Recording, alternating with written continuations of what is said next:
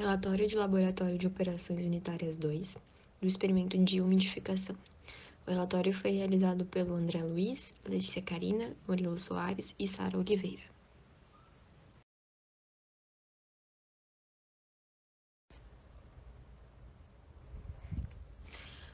No processo de umidificação, ocorre a passagem de vapor para a corrente gasosa através do contato com um líquido mais quente.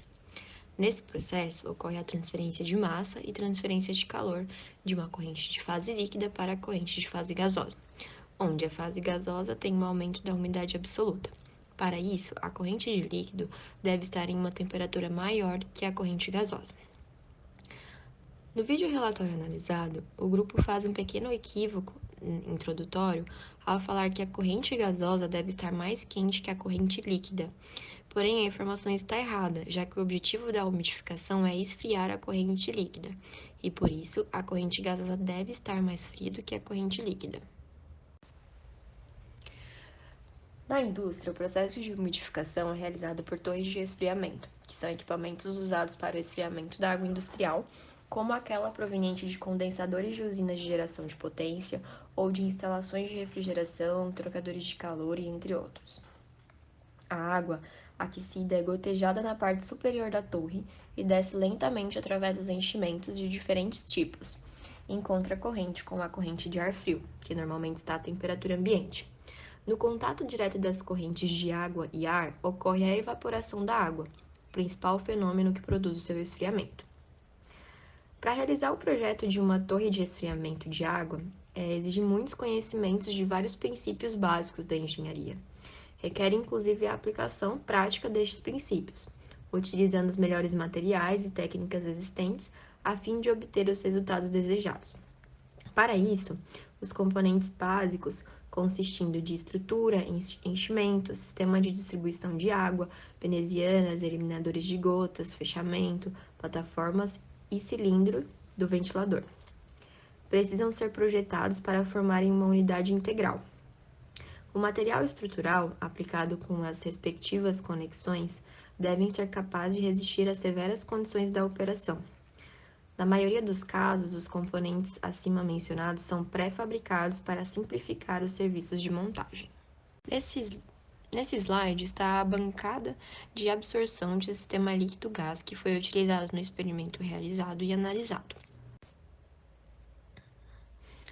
Com isso, podemos concluir que uma torre de resfriamento é essencialmente uma coluna de transferência de massa e calor projetada de forma a permitir uma grande área de contato entre as duas correntes.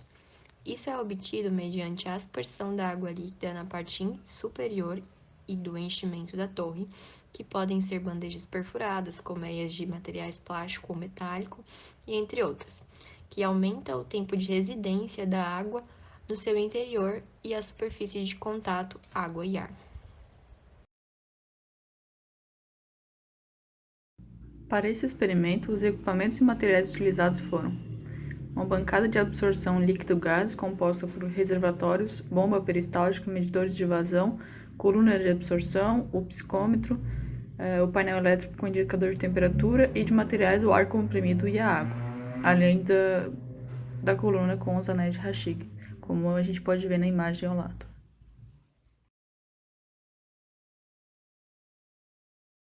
Para o procedimento experimental, o ar em condições de umidade baixa e com vazão regulável passará em fluxo ascendente na coluna, em contracorrente com o fluxo da água. Durante esse contato, a corrente gasosa irá se umidificando ao longo da coluna. O experimento é realizado para 3 diferentes vazões de ar e para cada uma delas 3 diferentes vazões de água. É feita a coleta de amostras de ar úmido em função do tempo ao longo da coluna. E além das medidas de temperatura ao longo da coluna, amostras do ar úmido poderão ser coletadas na entrada e saída e mais 6 pontos ao longo da coluna. Objetivos e análises dos resultados. Os objetivos do experimento eram estudar os processos de absorção física com a coluna de umidificação e, através disso, determinar as alturas de unidade de transferência, AUT ou HTU, e determinar as taxas globais de umidificação do ar. Nesses slides, temos os dados do vídeo relatório analisado em questão. Nele, temos que a vazão de água, L1, é de 107 ml por minuto e a vazão de ar é 9 litros por minuto. Vazão de água, L1, 171,9 ml por minuto e vazão de ar, 9 litros por minuto. E a vazão de água, L1, 233,4 ml por minuto, mais a vazão de ar, 9 litros por minuto. No vídeo relatório, o grupo utiliza vazões de água diferentes do que é proposto no roteiro do experimento. No experimento, é proposto as seguintes vazões: de 50 ml por minuto, 100 ml por minuto e 150 ml por minuto. Dessa forma, os resultados eles podem ser bastante alterados por conta da diferença das vazões realizadas versus vazões propostas no roteiro do experimento. Já nesses slides, temos os dados coletados pelo grupo para as vazões de água a 107 ml por minuto, na vazão de ar a 9 litros por minuto, a 18 litros por minuto e a 27 litros por minuto. Já nesse slide, temos os dados encontrados pelo grupo para as vazões de água a 171,9 ml por minuto, com a vazão de ar a 9 litros por minuto, 18 litros por minuto e 27 litros por minuto. Por fim, os últimos dados coletados pelo grupo, nas vazões de água a 233,4 ml por minuto, com a vazão de ar a 9 litros por minuto, 18 litros por minuto e 27 litros por minuto. No último slide dos dados do grupo, em que mostra os dados para a vazão de água a 233,4 ml por minuto em cada uma das vazões de ar analisadas, temos que a temperatura do bulbo úmido é maior do que a temperatura do bulbo seco, o que não é possível de acontecer, já que a temperatura de bulbo úmido é sempre menor ou igual à temperatura de bulbo seco. Isso vai influenciar diretamente nos resultados do grupo, e acreditamos que esse equívoco pode ter sido que eles inverteram a temperatura de bulbo úmido com a temperatura de bulbo seco. Inclusive, analisando os últimos dados coletados pelo grupo, temos que a umidade relativa do ar, utilizando as temperaturas de bulbo seco e de bulbo úmidos mostradas na tabela deles, se dá em 107,10%, o que é impossível de acontecer, indicando a incoerência nos valores do grupo. Como o vídeo relatório apresentava uma inconsistência nas leituras, o grupo decidiu refazer as leituras dos parâmetros psicométricos novamente, para determinar a umidade percentual e a umidade absoluta em cada condição de processo e então utilizar esses valores na análise de dados e cálculos. Para as leituras, foi utilizado o mesmo software recomendado no vídeo de secagem, pela sua fácil utilização. Aqui estão destacadas as umidades relativas obtidas para cada vazão de ar quando a vazão de água era de 107 ml por minuto. Aqui, uma repetição do slide anterior, desta vez com os dados para cada vazão de ar na vazão de 171,9 ml por minuto de água. Podemos perceber valores um pouco superiores aos da condição anterior. Aqui, os valores obtidos na vazão de 233,4 ml por minuto de água, muito similares aos da vazão anterior de 171,9 ml por minuto. Os gráficos apresentados aqui são os gráficos obtidos pela equipe no vídeo, de umidade relativa pela vazão de água e de umidade relativa pela vazão de ar. Porém, eles apresentam erros decorrentes do cálculo da umidade relativa. Aqui apresentamos novos gráficos com as correções do cálculo da umidade relativa. Podemos ver um perfil de aumento da umidade relativa com o aumento da vazão de água. Interessante reparar também que o perfil de comportamento para a vazão de água de 171,9 e 223,4 apresentam praticamente os mesmos valores com a variação da vazão de ar. Para os cálculos desse experimento foram utilizadas as seguintes equações.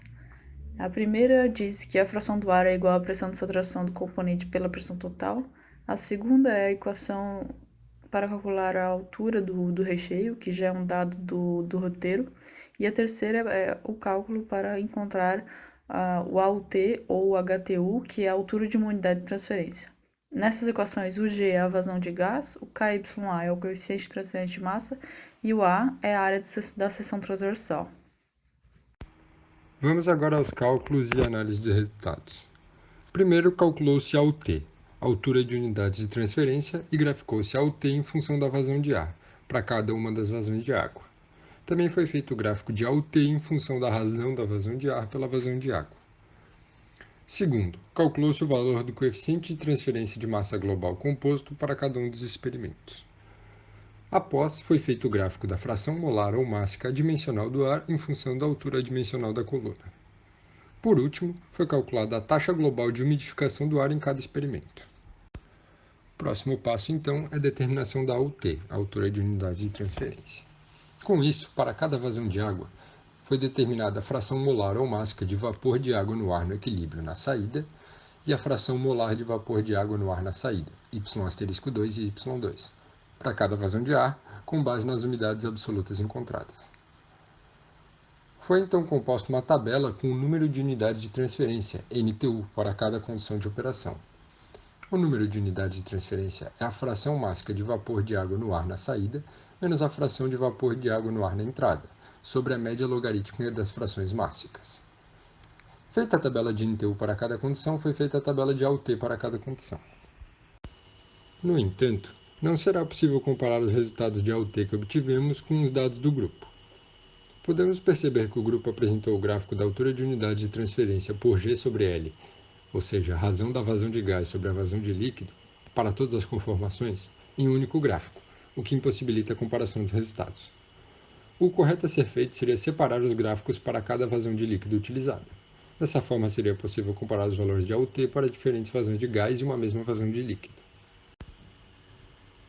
O primeiro gráfico que podemos observar é o gráfico que compara a altura de unidades de transferência, em centímetros, pela vazão de gás em litros por minuto, para 3 diferentes vazões de líquido. Percebe-se que o gráfico apresenta muitas semelhanças com os gráficos abaixo, porém menor amplitude. Podemos observar que a vazão de 171,9 ml por minuto resultou na menor AUT, enquanto a vazão de 107 ml por minuto de líquido resultou na maior AUT, para todas as vazões de gás. Como falamos, não é possível comparar os resultados obtidos com os do grupo do vídeo. Porém, podemos comentar os gráficos obtidos para 3 vazões de líquido. Para as 2 maiores vazões, observa-se uma reta crescente à medida que a razão G sobre L aumenta. No entanto, isso não acontece com a primeira vazão de líquido. Aqui temos os dados de KYA encontrados pelo grupo do relatório analisado. Eles calcularam o coeficiente global de transferência de massa através da fórmula de KYI igual a vazão molar de ar dividido pelo HTU versus a área de secção transversal. Nós refizemos o cálculo do KYI para os valores de HTU encontrados pelo nosso grupo. Os valores de KYI encontrados por nós, eles foram bem diferentes do grupo analisado. Isso pode ter ocorrido principalmente por conta da divergência de dados que eles tiveram nas tabelas apresentadas. Foi calculado o gráfico da fração molar ou mássica dimensional do ar pela altura dimensional da coluna, para as 3 diferentes vazões de água. Percebe-se que a fração molar cresce conforme a altura dimensional, para as 2 maiores vazões de líquido. Isso não ocorre para a vazão de 107 ml por minuto de água. Foi calculada então a taxa global de umidificação do ar. O cálculo da taxa global de umidificação do ar foi feito com base na vazão de ar, a diferença da fração de vapor de água no ar na entrada e na saída e a massa específica do ar. Percebe-se que para as 3 diferentes vazões de água, os valores da taxa global de umidificação do ar ficaram muito próximos. O problema proposto para a seção do roteiro de umidificação era de estimar a umidade final do ar para vazões de 80 ml por minuto de água e 40 litros por minuto de ar, e umidade absoluta inicial de 0,003 gramas de água por grama de ar. Além disso, as temperaturas iniciais e finais das correntes estão dadas no enunciado. Aqui, um gráfico como apresentado pelo vídeo relatório analisado se torna muito útil, pois nos permite avaliar uma tendência nos valores de AUT, a altura de unidade de transferência, para diferentes razões de vazão G sobre L e, a partir disso, podemos solucionar o problema proposto.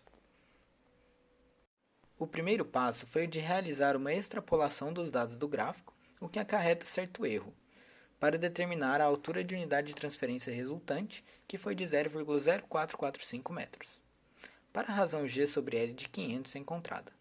Uma observação é que essa razão alta sugere que obtiveremos uma baixa eficiência de absorção, pois verificamos uma relação inversamente proporcional entre elas na análise dos dados. Como a altura do recheio se mantém de 80 mm, podemos calcular o número de unidades de transferência de forma muito direta.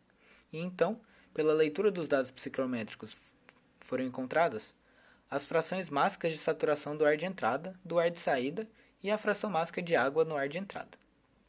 Assim, a fração mássica na corrente de ar de saída pode ser determinada isolando YA2 na equação do número de unidades de transferência. Para simplificar os cálculos, foi calculada uma média dos valores da média logarítmica calculados no experimento. E por fim, a umidade absoluta em base seca pode ser determinada de forma direta, e é de 11,05 gramas de água por quilograma de ar. Isso equivale a uma umidade relativa final de 80,62%, o que é um valor bastante abaixo do que encontramos analisando os dados experimentais. Como conclusões ao experimento e o trabalho realizado, o grupo que analisamos apresentou os dados de forma inconsistente e de difícil comparação com os resultados obtidos, também não realizando todo o procedimento de análise de dados sugerido no roteiro, o que dificultou a comparação com os resultados que nós mesmos obtivemos. Sobre o experimento, verificamos que um aumento na vazão de ar acarreta em uma maior quantidade de água absorvida, já que a taxa de transferência aumenta, mas não afeta na eficiência do processo, já que a umidade relativa final é a mesma. Uma menor razão G sobre L, no entanto, aumenta a eficiência da absorção, pois tem uma relação direta com a redução da altura de unidade de transferência, que quanto menor, melhor. Sobre o roteiro, ele apresenta pouco direcionamento em relação aos cálculos que devem ser realizados, e sugerimos que devem ser adicionadas referências bibliográficas no roteiro para fácil revisão da teoria de absorção. Além disso, seria interessante avaliar o efeito de diferentes recheios nesse experimento de umidificação, ou então mudar para o experimento de absorção química sugerido no roteiro, o que pode proporcionar um aprendizado maior, já que esse experimento é bastante similar ao ensaio de destilação e de secagem.